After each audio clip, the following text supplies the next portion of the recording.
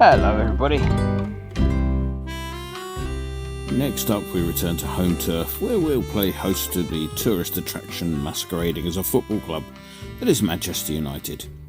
Kick-off at the Olympic is at 7 p.m, a daft time occasioned by the fact that earlier in the day there will be a celebratory picnic in the park in honour of the coronation. The late kick-off will help with traffic as thousands of Chelsea supporters remember who it was they followed before Abramovich turned up just before the administrators from the Royal Bank of Scotland. The main point of interest up there these days is the sale of the club. The highest bidder for the whole club is Qatari Sheikh Jassim.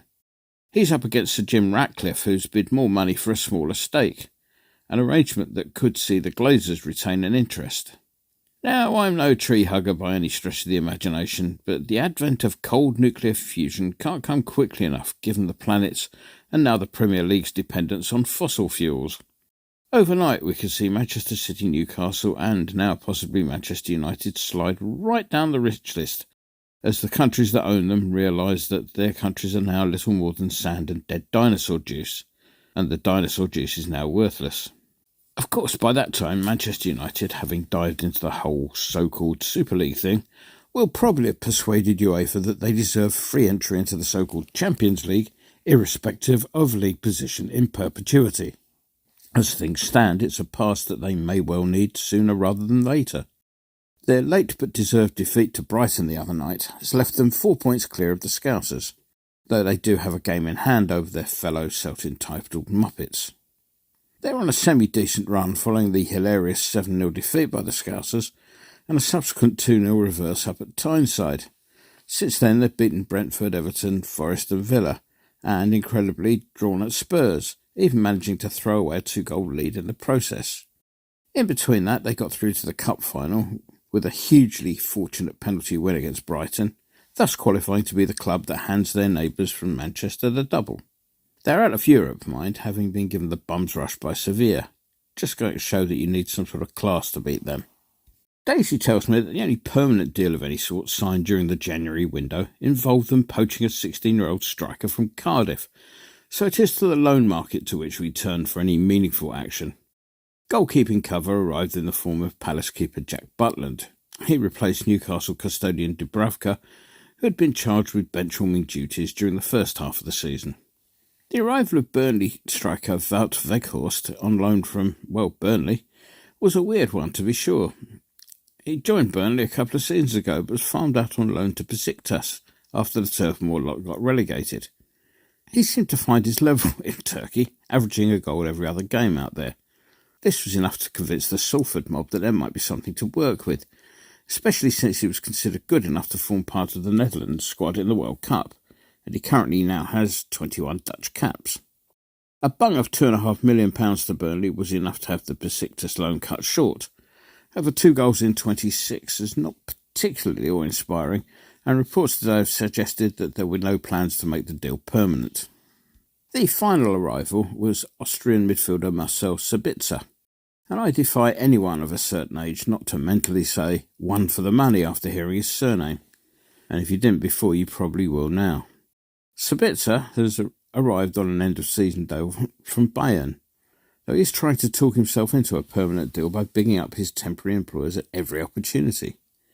He bagged a brace in the first leg against Sevilla, which turned out to be their only goals of the tie. And we move then to the wild and wacky world of association football. And the player that Ronaldo would like to be, Lionel Messi, has had his knuckles rapped by PSG over an unauthorised trip to Saudi Arabia. Now, I'm sure the club were at great pains to point out that the disciplinary action was the result purely of the player going despite being refused permission, and the decision is in no way, shape or form anything actually to do with PSG's Qatari ownership. Over at Leeds, they've appointed Allardyce as their manager, where he was quick to suggest that he was a better boss than Guardiola, Arteta and Klopp. The world of football was rocking with laughter at that one, though there is perhaps an argument to suggest he may be on a par with Klopp. But that's not a compliment. And so to us. Well, the result up at City was, what I predicted last week. But the manner of the defeat was completely different. I'll admit I was ready to revise my 3-0 prediction upwards when I saw the team, which had been hit by that bug. 7 subs on the bench, with 2 of those being goalkeepers, told its own story. However, one couldn't fault the work rate, so it was somewhat disappointing to see us succumb to individual errors. 3-0 was a bit harsh in the end, I thought. We did see one particular spot of refereeing bias in the game, however. Downs picked up a yellow, which was the 3rd such challenge in the game. The other perpetrators were Diaz and Walker, neither of whom were booked, which on one level seemed odd, but on another seemed, well, entirely predictable, I'm afraid. Rice, Agurd and Souček are rated as being 75% likely to be fit, but Zuma and Skamaka are definitely out. The other big miss will be Soufal, who's been in good form of late. Hands up, who else whose heart sunk when he hobbled off? So, let's go on to the prediction. Well, I'm not as pessimistic as many others about this one. They most definitely are not all that, as their results have occasionally shown in recent weeks. However, but for the key nature of 2 of the 3 players on our definitely out injury list, I might have even been tempted to go for a home win. However, the injuries and the traditional refereeing assistance that they can usually rely on has reduced my expectations somewhat.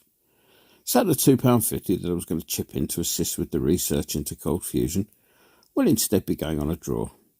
Please, Mr. Winston, if you're still accepting bets on matches that involve PGMOL officials, place it all on a 2-2 draw. Enjoy that game.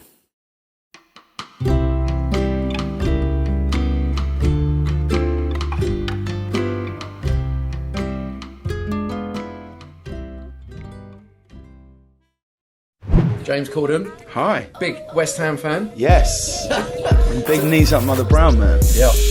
Get on the forum at kumb.com. Come on, you irons.